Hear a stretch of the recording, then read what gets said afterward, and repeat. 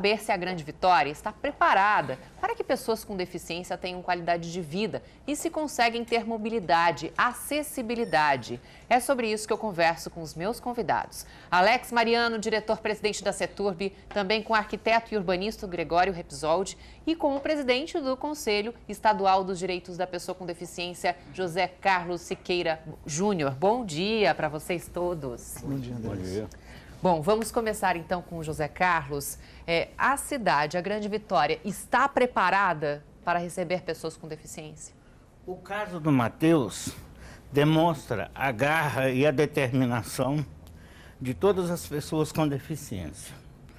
É claro que não está, não só a cidade de Vitória, mas todas as cidades brasileiras. Em nosso caso, nós somos no Brasil 46 milhões de pessoas com uma deficiência. 46 milhões? Milhões de pessoas. No Espírito Santo, são quase 900 mil pessoas com apenas uma deficiência, com pelo menos uma deficiência. A maior cidade do Espírito Santo que tem maior número de pessoas com deficiência é Vila Velha.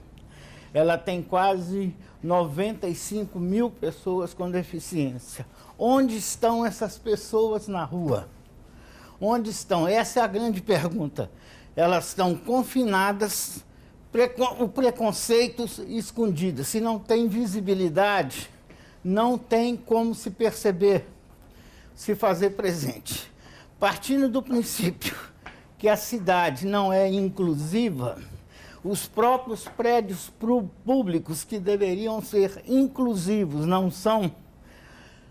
A sociedade, além do preconceito que existe, essa é uma questão fundamental. A questão do Matheus, ele tem dois vetores. A questão da educação e a questão do trabalho. Nenhum ser humano consegue ser independente, que é o objetivo de todo ser humano, ser independente, consegue sem esses dois fatores.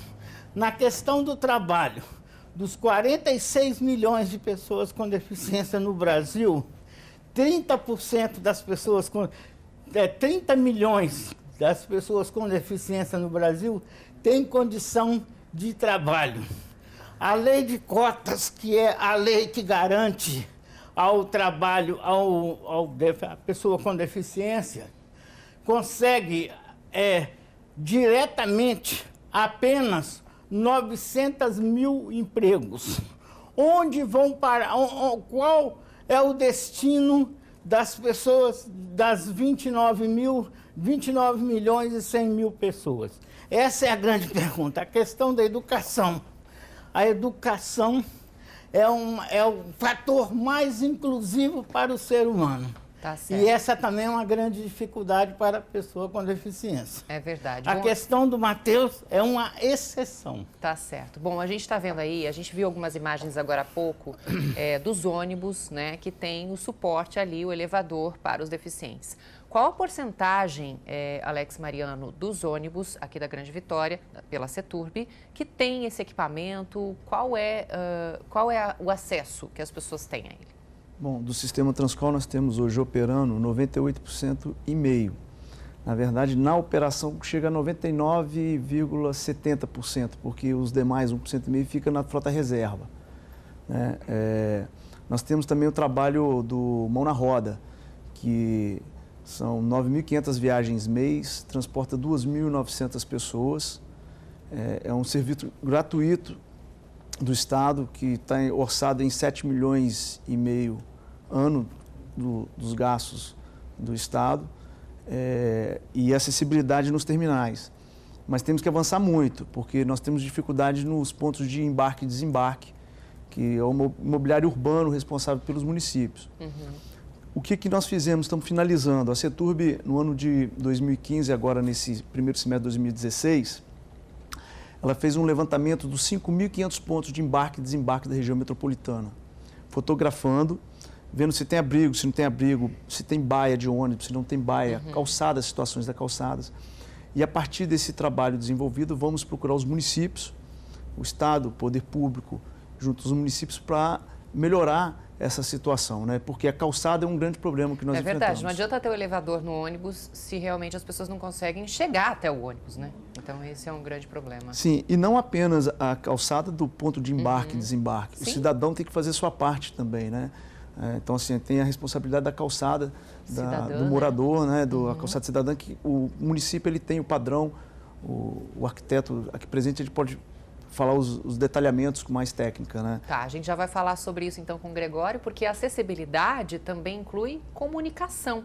Quantas pessoas não podem ouvir ou falar e ficam isoladas do mundo quando ninguém à sua volta entende a linguagem de sinais? Pois olha que bacana, a partir de hoje estão abertas as inscrições para um curso básico de Libras. Quem tem as informações é a repórter Thalita Carvalho, que conversa com a gente agora. Bom dia, Thalita. Olha! Entendeu? Você falou bom dia? Eu falei bom dia pra você. Aprendi, ó. Vamos lá, faz comigo, faz todo mundo aí, olha só. Vamos lá. Oi, o Rodrigo que me ensinou. Rodrigo, se eu estiver errada, você me fala, hein? Vamos lá, então. Vamos dar todo mundo bom dia? Olha, abre aí, Paulinho, para todo mundo dar bom dia. Oi, bom dia. Bacana, Muito adorei. Legal, né, Andressa? Muito legal. Pois é, vamos falar agora então sobre esse curso tão importante que é um curso de Libras. Eu estou aqui com a Marcela Falcão, que é coordenadora do Centro de Referência para a Pessoa com Deficiência. E hoje a gente vai fazer uma entrevista diferente. Enquanto a Marcela vai falando, o Rodrigo vai interpretando. E aí, Marcela, conta pra gente desse curso tão legal. Então, o curso de Libras, né, ele já acontece desde 2008, né, no Centro de Referência para a Pessoa com Deficiência, né? É um curso que vem, né, para incluir, né, a pessoa surda, né, na sociedade. É gratuito o curso? É gratuito. São quantas vagas? 70 vagas. E quem pode fazer esse curso? Qualquer munícipe de Vitória, né, que tenha acima de 16 anos. Tem algum outro pré-requisito ou só ter 16 anos e morador de Vitória? Somente ter 16 anos e ser morador de Vitória. E aí, como é que faz a inscrição? Aonde que faz? Quem tem que procurar? Então, as inscrições elas vão acontecer, né, no Centro de Referência para Pessoa com Deficiência, no CRPD, né, que fica próximo ao Trevo de Goiabeiras, né. É bem facinho, gente, é bem na frente do trevo mesmo, né? Sim, sim, é uma casa, né, com muro grafitado, escrito CRPD, não tem erro. Né? E é necessário levar, né, uma cópia da identidade, CPF e um comprovante de residência com o nome da pessoa. E aí as inscrições vão de hoje até quando? Então, as inscrições elas iniciam hoje, né? E vão até quinta-feira ou até, né, terminar o número de vagas. São 70 vagas. Andressa, achou interessante aqui o nosso sistema hoje de entrevista? Adorei. Se a gente conseguisse, né, fazer isso todos os dias, ter uma pessoa fazendo esse trabalho, seria muito bacana mesmo, toda a televisão ser mais acessível. É claro que hoje em dia ainda não é possível, mas que bacana, né? Muito legal. Eu vou conversar com o Rodrigo aqui rapidinho, para não estourar o nosso tempo. O Rodrigo vai contar pra gente como é que funciona a aula. A aula é para deficientes e para pessoas sem deficiência também. Qual que é o seu papel dentro da sala de aula? Então, eu sou o tradutor e intérprete da sala. Então, quando a professora, que é surda, ela começa a explicar a matéria, ela explica em Libras. E os alunos que são ouvintes, eu interpreto para eles falando. Então, aí a professora vai fazendo lá os sinais e você interpreta falando para as pessoas entenderem. E quem é surdo assiste a aula normalmente com a professora. Sim, normalmente. Aí, se tiver alguma dúvida, eu passo em Libras para ela, para quem é ouvinte. Então, vamos dar tchau? Vamos. Ai, meu Deus, vamos ver se eu vou lembrar. É assim, ó. Acertei? Parabéns! Até amanhã, foi Até isso que eu quis dizer. Bacana, obrigada, viu? Tchau, tchau. Muito bacana. Bom, então nós voltamos aqui ao estúdio, à nossa entrevista. Eu gostaria de perguntar então ao Gregório sobre a acessibilidade de ruas e calçadas em relação à Grande Vitória. Qual o desafio que nós temos ainda, hein? É grande. É grande. Apesar de hoje o desafio ser grande, né, por mais incrível que pareça, a Grande Vitória, especialmente Vila Velha, ela é referência em termos de acessibilidade urbana quando comparada com o resto do Brasil. é lógico, como muito bem colocado aqui, né, ainda o desafio é muito grande, ainda há muita coisa para ser feita, né? Uma das dificuldades hoje é que a pessoa proprietária do imóvel é responsável por garantir a acessibilidade em sua calçada. E muitas vezes não fazem. E isso dificulta muito, né? A pessoa com deficiência, às vezes ela quer se locomover pela cidade e qualquer obstáculo para ela é muito grande, né? De ser transposto, né? E essa dificuldade acaba limitando, né, a sua locomoção, a sua participação na sociedade. Acaba tendo que ir para a rua, né? Que é um perigo. Olha ali, ó, por exemplo, nessa imagem, ó.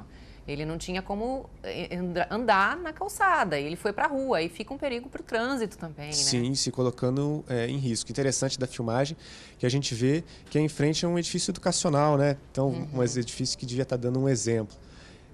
Isso é muito importante. Além da dificuldade que os deficientes têm hoje também, não só de locomoção, mas também psicossociais, né? Muito bem colocado aqui, questão do preconceito, questão do medo, né, que também é outro obstáculo que precisa ser superado em nossa sociedade. O José Carlos citou também em relação aos prédios públicos, né? Como é que estão os prédios públicos no Espírito Santo em relação à acessibilidade? Hoje em dia a gente ainda tem muitos prédios antigos, né, construídos há muito tempo, que ainda têm uma acessibilidade deficiente. A lei, né, as leis de acessibilidade em edifícios públicos ou em edifícios novos, elas começaram a ser feitas a partir de 1981, que foi 1981 só. Que foi o ano internacional do deficiente físico. Foi a partir desse ano que as políticas públicas começaram a se preocupar em criar normas para garantir a acessibilidade para as pessoas com deficiência. E hoje, né, muitos anos se passaram e nós ainda encontramos edifícios públicos, edifícios privados, edifícios comerciais que não garantem a acessibilidade para as pessoas, o que é lamentável. É verdade. Olha só o que diz a Daniela Oliver, que mandou um recado para a gente pelo nosso Facebook. Ela diz que realmente falta acessibilidade em muitos locais, inclusive perto de hospitais. Ela reclamou que o pai dela, que estava cadeirante no momento em que foi se tratar, acabou não conseguindo se tratar por conta das calçadas ali. As pessoas tiveram que carregá-lo para que ele chegasse ao hospital. Ou seja, no hospital você até tem ali na frente, mas e como chegar até ele? É assunto para o José Carlos, é isso mesmo, né, José Carlos? A questão da acessibilidade é fundamental. A questão que foi colocada por você não pode ser assim corretamente expresso. Você disse que é uma pena que nós não temos ainda uma acessibilidade plena ainda. Isso não pode ocorrer, porque todas as legislações que estão em vigor, inclusive a partir da nova lei de inclusão que começou a prevalecer a partir de 1º de janeiro, a 13.146, ela diz prioritariamente, é lei, as questões de acessibilidade para as pessoas com deficiência, todas inscritas na lei. A questão, por exemplo, o surdo que está nos assistindo agora em sua casa, ele está em dificuldade de entender o que a gente está falando, porque ali no canto do vídeo teria que ter um intérprete daquilo que a gente está fazendo, falando claro que aqui. A gente tem o closed caption, né, que a pessoa pode colocar e ler, né? A gente tem aqui na TV Vitória, todas as mas TVs isso não é popularmente divulgado, isso precisa ser mais divulgado. Então, a gente está divulgando, hein? Nós temos essa opção para você nem assistir. sempre o surdo pode perceber essa questão no dia a dia dele, tem um intérprete, né? Nós estamos reivindicando ao governo do estado uma central de Libras, que é uma resposta às solenidades públicas que estão sendo feitas sem um intérprete, né? E é lei e é garantido por lei. Se um intérprete quiser paralisar uma cerimônia pública, seja do governador, do prefeito ou do presidente da República, ele tem todo o direito, se não tiver naquela sala, a legislação o garante. Então, eu acho que nós devemos fazer com que seja cumprida a lei para que tenha uma verdadeira acessibilidade plena. Porque cada pessoa com deficiência tem uma necessidade diferente, como a verdade. personalidade de uma pessoa. E a gente está vendo aí, chegando às Paralimpíadas, né? Nada melhor do que a gente pensar nesse assunto, porque vai ter os Jogos Olímpicos e os Jogos Paralímpicos. Então, é uma ótima oportunidade da gente repensar mesmo os nossos espaços, tanto públicos como particulares. Eu quero agradecer demais a presença de vocês. É uma discussão que a gente levaria o programa todo, mas infelizmente nosso tempo acabou. Muito Teríamos obrigada que almoçar pela aqui. entrevista. Obrigado, Andressa. Obrigada, gente, pela